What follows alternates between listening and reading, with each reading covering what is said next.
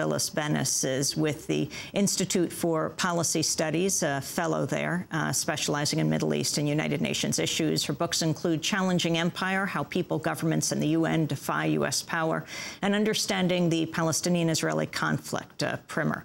Phyllis, can you talk about what happened at the United Nations this weekend? Well, as we've seen so many times before, Amy, we had an instance of the United States preventing the Security Council from taking any action in the crisis in Gaza, whether it would be an actual move to impose a ceasefire, but they even went further than that to prevent even a statement from being issued, the sort of the lowest level of response from the Security Council.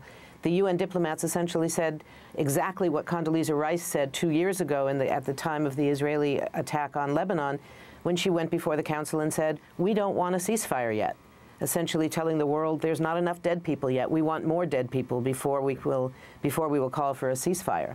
And that has been the consistent position of the Bush administration, including President Bush himself on his weekly radio address. And it was the same position taken this weekend. This was now the second time that the Council has discussed the issue.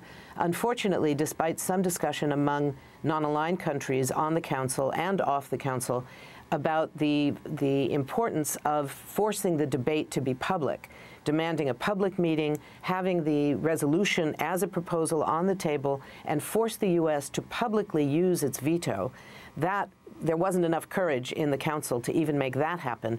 So all of this happened behind closed doors in what are known as informal consultations, meaning the Council members just talk among themselves. They come out and one or another or several spokespeople say, sorry, we couldn't reach agreement, and then they put their own different national spin on it.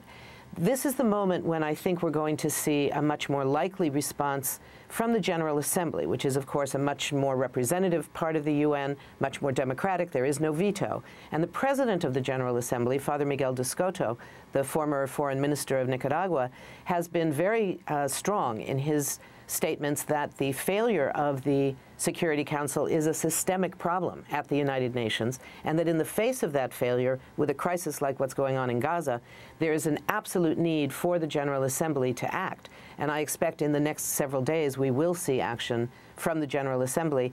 The Security Council is scheduled to meet again today. I don't anticipate that the result will be any different than what we saw over the weekend. The UN General Assembly President, Father Miguel de Soto of Nicaragua, did something unusual. He went to the microphone of the UN Security Council. Can you talk about the significance of this? This was a very interesting move because traditionally, it's not a rule, but by tradition, the General Assembly President does not participate in the discussions of the Security Council. In general, I must say that the past presidents of the General Assembly, who are appointed as individuals, they're not there to represent their country, they're there as an international diplomat, they've taken very soft positions. They've not really functioned as political actors in the UN context. The experience that we've had just in the last couple of months that Father Miguel has been the president, he has taken a much more assertive position, has taken much more responsibility as the president of the General Assembly, the most important part of the United Nations, in fact, because it represents every member state. So his going to the Council, walking into the room, coming out and talking to the press was quite unprecedented and very important, as was his statement, where he identified the failure of the Council as a systemic problem of the United Nations and talked about the international law violations that are part of the Israeli invasion. Certainly this was before the ground invasion, but even with the air attacks, the obligations of an occupying power that are being directly violated by these military assaults. And for the President of the General Assembly, arguably the highest ranking official of the United Nations, to say that was very important, and it really exposed the failure of the Security Council and the impact of the United Nations being so controlled in this situation by the United States.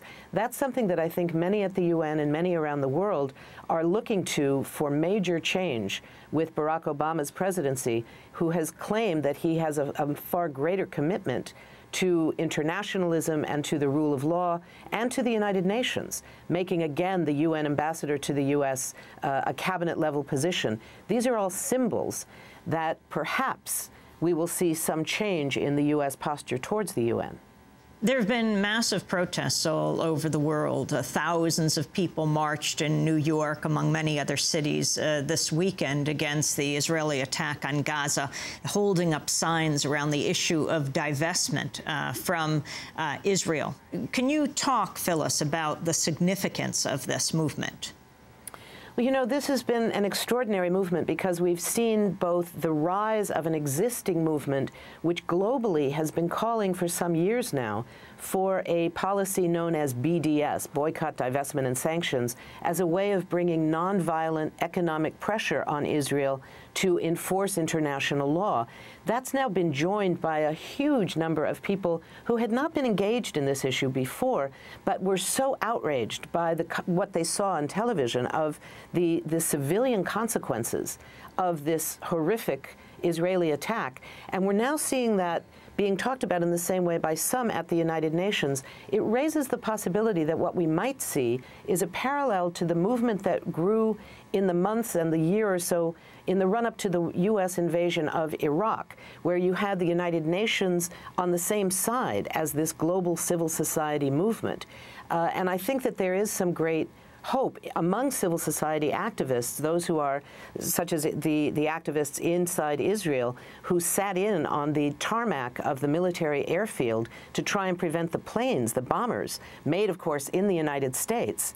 The work here in the U.S. of the U.S. campaign to end Israeli occupation, focusing on the U.S. military aid, all of that is now being joined by statements coming from various parts of the United Nations, from the Special Rapporteur on Human Rights in the Occupied Territories, Professor Richard Falk, who, of course, has been on Democracy Now!, Father Miguel de Scoto, the current President of the General Assembly, have referred to the role of civil society. And in fact, Father Miguel has referred to the importance of the UN following the example of civil society in considering these kinds of sanctions, perhaps military sanctions, against Israeli violations. So it's a very important collaboration that we're now seeing on the rise again between civil society and social movements and the United Nations.